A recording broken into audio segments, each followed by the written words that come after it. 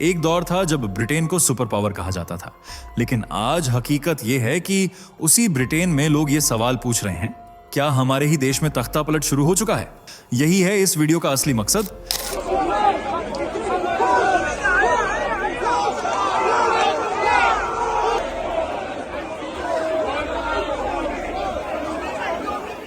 आपको दिखाना कि ब्रिटेन में तख्ता पलट, मुसलमानों का कब्जा और शरिया कानून से हड़कंप सिर्फ हेडलाइन नहीं बल्कि जमीनी हकीकत में बदलता हुआ डर है। जरा आंखें बंद करके सोचिए, लंदन की वही सड़कें जिन पर कभी यूनियन जैक गर्व से लहराता था, आज वहां भीड़ हाथों में अलग अलग झंडे लेकर शरिया लागू करो के नारे लगा रही है।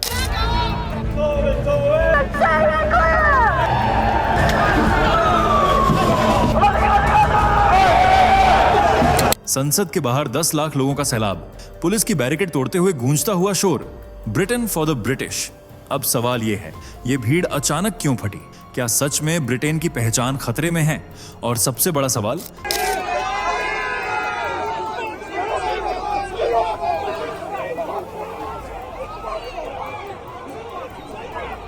क्या ये वही भविष्य है जो किसी भी देश को इंतजार कर रहा है अगर उसने अपनी सीमाओं और अपनी संस्कृति को हल्के में लिया? इस वीडियो में हम आपको सिर्फ खबरें नहीं दिखाएंगे, हम आपको वो तस्वीर दिखाएंगे जिसे जानकर आपके रोंगटे खड़े हो जाएंगे। क्योंकि ये कहानी सिर्फ ब्रिटेन तक सीमित नहीं है, ये हर उस देश के लिए एक चेतावनी है जो सोचता है हमारे साथ ऐसा कभी नहीं होगा।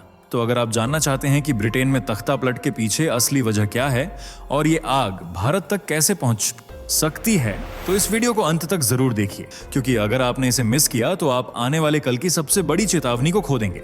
अब बताइए, क्या आप तैयार हैं उस सच्चाई को सुनने के लिए जो ब्रिटेन की गलियों से निकलकर पूरी दुनिया को हिला रही है? चलो फटाफट कमेंट करके बताओ, आप किसके साथ खड़े हो, ब्रिटेन या फिर मुस्लिम देश, पाकिस्तान, बांग्लादेश, अफगानिस्तान? और अगर ब्रिटेन को सपोर्ट कर रहे हो तो क्यों? जल्दी बताओ, मुझे भी जानना है। और हाँ, चैनल को सब्सक्राइब करना मत भूलना ताकि रोजाना की ट्रेंडिंग न्यूज सबसे पहले आप तक पहुंचे। एक वक्त था जब कहा जाता था ब्रिटिश साम्राज्य में सूरज कभी अस्त नहीं होता। जिस देश ने आधी दुनिया पर हुकूमत की, जिसने सैकड़ों सालों तक अलग अलग महाद्वीपों को अपने घुटनों पर झुकाया, आज वही ग्रेट ब्रिटेन खुद घुटनों पर है। और इस बार किसी बाहरी दुश्मन के आगे नहीं, बल्कि अपने ही अंदर पनपते तूफान के आगे। क्या आपने कभी सोचा था कि जो देश अपने कानून, संस्कृति और लोकतंत्र पर गर्व करता था, आज वहीं की गलियों में शरिया कानून लागू करो के नारे गूंजेंगे? जिसने दूसरे देशों को सभ्यता सिखाने का दावा किया, आज उसी की सभ्यता खतरों से घिरी है। ये कोई साधारण राजनीतिक अस्थिरता नहीं है, ये एक सभ्यतागत संकट है। ब्रिटेन के बुजुर्ग आज अपने पोते पोतियों को वो लंदन नहीं दिखा पा रहे जिस पर उन्हें नाज था। जो शहर कभी आधुनिकता का प्रतीक था, वहां अब उन्हें पहचान तक ढूंढने में दिक्कत हो रही है। सड़कें बदल गई हैं, चेहरों की भाषा, पहनावा और संस्कृति बदल गई है। लेकिन सवाल ये है, क्या ये बदलाव स्वाभाविक है या किसी गहरे एजेंडे की निशानी? लंदन की सड़कों पर उठते झंडों को देखिए, ये अब सिर्फ ब्रिटेन के नहीं हैं, ये कई अलग अलग मुल्कों, संस्कृतियों और धार्मिक विचारधाराओं के प्रतीक बन चुके हैं। और इन्हीं झंडों के बीच ब्रिटिश पहचान धुंधली होती जा रही है। कभी जिस ब्रिटेन ने भारत को विभाजित किया था, आज खुद विभाजन के कगार पर खड़ा है, सांस्कृतिक, धार्मिक और राजनीतिक रूप से। क्या ये इतिहास का बदला है या ये भविष्य की एक डरावनी झलक है? जो कभी शासक था, आज उसे अपने ही देश में शासित होने का डर सता रहा है। और यही से शुरू होती है वो कहानी जो सिर्फ ब्रिटेन की नहीं, बल्कि हर उस देश की चेतावनी है जो अपनी पहचान, संस्कृति और सीमाओं को हल्के में लेता है। किसी देश को हथियारों से जीतना मुश्किल होता है, लेकिन डेमोग्राफी से वो सबसे खतरनाक और स्थायी जीत होती है। बिना गोली चलाए, बिना जंग छेड़े, अंदर से बदल देना। आज ब्रिटेन उसी बदलाव के भंवर में फंसा हुआ है। एक वक्त था जब लंदन की गलियों में ब्रिटिश संस्कृति की झलक हर कोने में दिखती थी।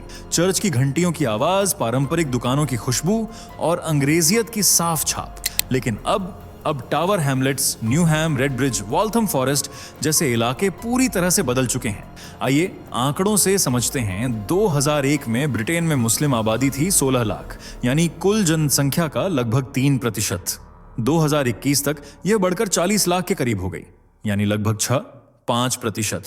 और अनुमान है कि 2050 तक यह संख्या 1 करोड़ 40 लाख पार कर जाएगी, यानी करीब 17%। लंदन की बात करें तो हालात और भी चौंकाने वाले हैं। अकेले लंदन में 13 लाख मुसलमान रहते हैं, यानी शहर की 15% आबादी, और इनमें से लगभग 68% मुस्लिम एशियाई मूल के हैं। भारत, पाकिस्तान, बांग्लादेश से। इन आंकड़ों का मतलब समझिए, ये सिर्फ नंबर नहीं है, ये उस सांस्कृतिक पुनर्रचना की चेतावनी है जो ब्रिटेन की पहचान को जड़ से हिला रही है। और ये डेमोग्राफिक बदलाव सिर्फ सांख्यिकी तक सीमित नहीं है। अब इन इलाकों में सिर्फ रहन सहन नहीं बदला, राजनीति, व्यापार, शिक्षा और मीडिया तक में प्रभाव बढ़ चुका है। कई इलाकों में तो स्थानीय काउंसलर और नेताओं का चुनाव भी अब धार्मिक आधार पर होने लगा है। अब सोचिए, जिस देश ने धर्म और राज्य को अलग रखने की नीति पर दुनिया को भाषण दिए, आज उसी देश में शरिया कोर्ट की संख्या 45 से ऊपर पहुंच चुकी है। और ये कोई अफवाह नहीं, खुद डू टाइम्स यूके की रिपोर्ट है। ये सब सिर्फ इस ओर इशारा करते हैं कि ब्रिटेन की सांस्कृतिक जनगणना अब पूरी तरह बदल चुकी है।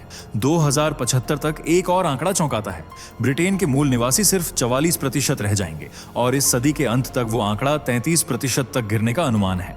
सोचिए, एक देश जहां ब्रिटिश होना कभी गर्व की बात थी, वहां अब मूल ब्रिटिश होना अल्पसंख्यक की श्रेणी में आने वाला है। और जब एक देश की डेमोग्राफी इस कदर पलटे, तो क्या उसका चरित्र, उसकी नीतियां, उसकी सरकारें वैसी रह पाती हैं, या फिर सब कुछ बदल जाता है धीरे धीरे, स्थायी रूप से? ब्रिटेन की पहचान क्या है? लोकतंत्र, स्वतंत्रता और एक ऐसा कानून जो सबके लिए समान हो।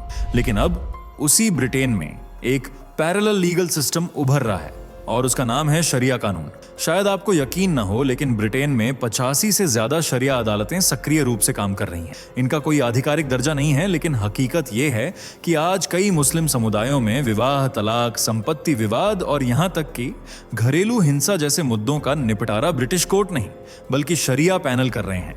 ये सिर्फ एक सांस्कृतिक प्रक्रिया नहीं है, ये एक सिस्टमेटिक शिफ्ट है। और ये शिफ्ट ब्रिटेन के कानूनी ताने बाने को चुनौती दे रहा है। एक केस में एक महिला को उसके पति ने 3 बार तलाक कहकर अलग कर दिया। ब्रिटिश कानून के मुताबिक वो शादी अब भी वैध थी, लेकिन शरिया अदालत ने उसे अवैध मान लिया।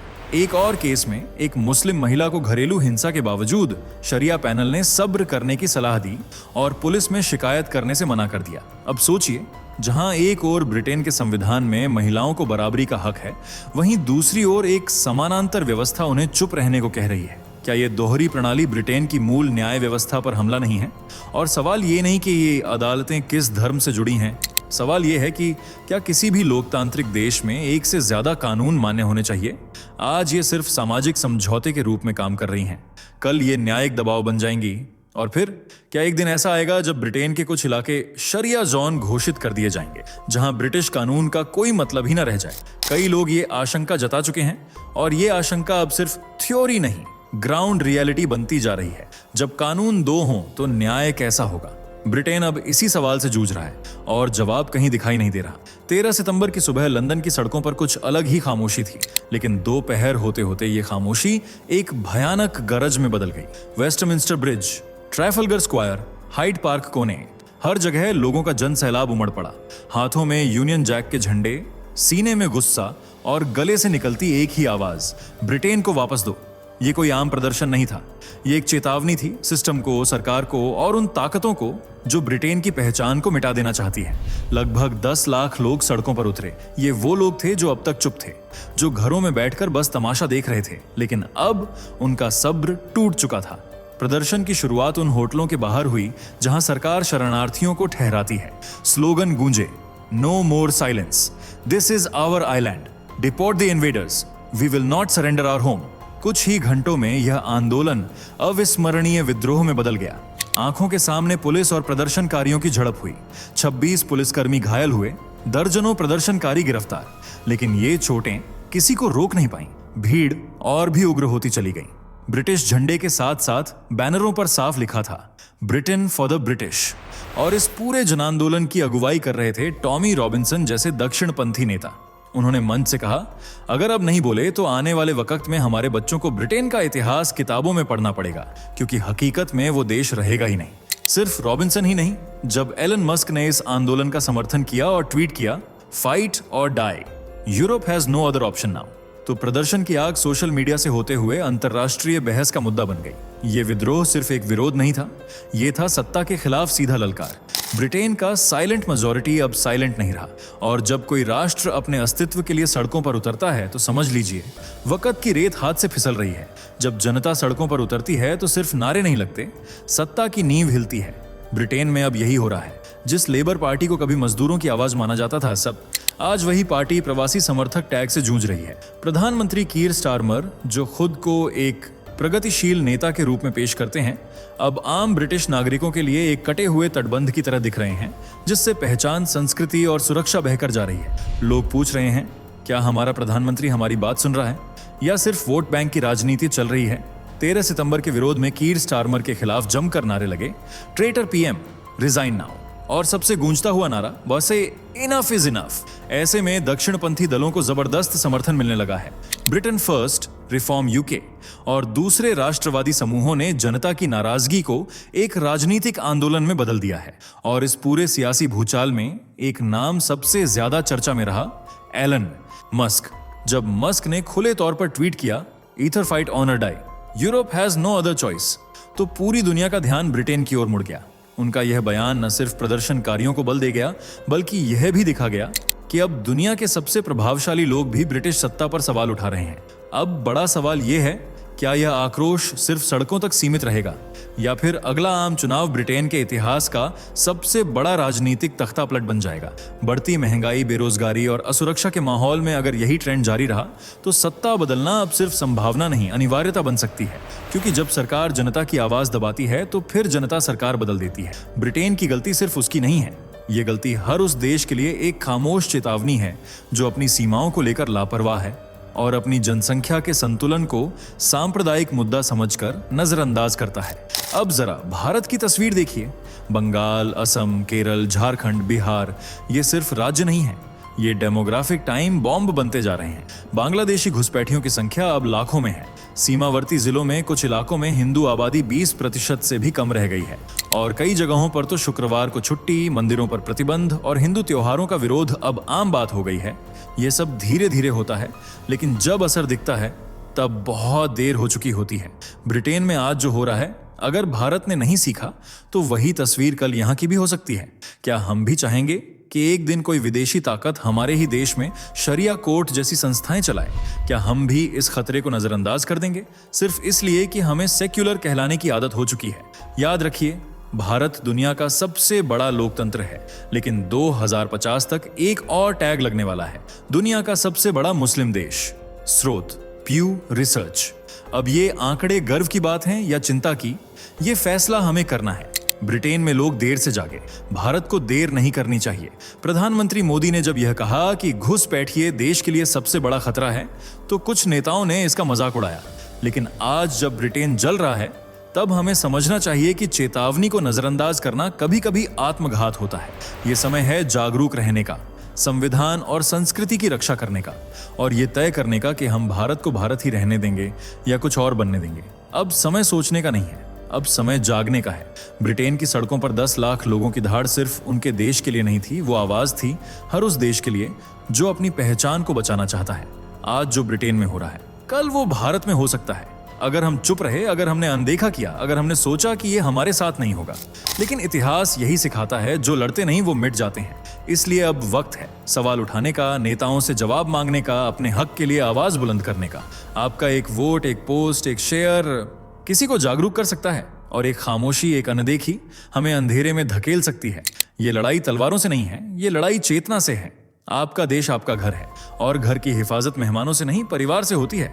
अब कमेंट बॉक्स में बताइए, क्या आपको लगता है कि भारत को अभी चेत जाना चाहिए? क्या आप अपने दोस्तों को इस वीडियो को भेजेंगे ताकि वो भी जाने सच्चाई?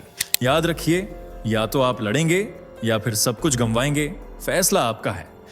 दोस्तों, आपके स्क्रीन पर 2 और वीडियो दिख रही हैं, जिसे देखने के लिए आप स्क्रीन पर क्लिक करें।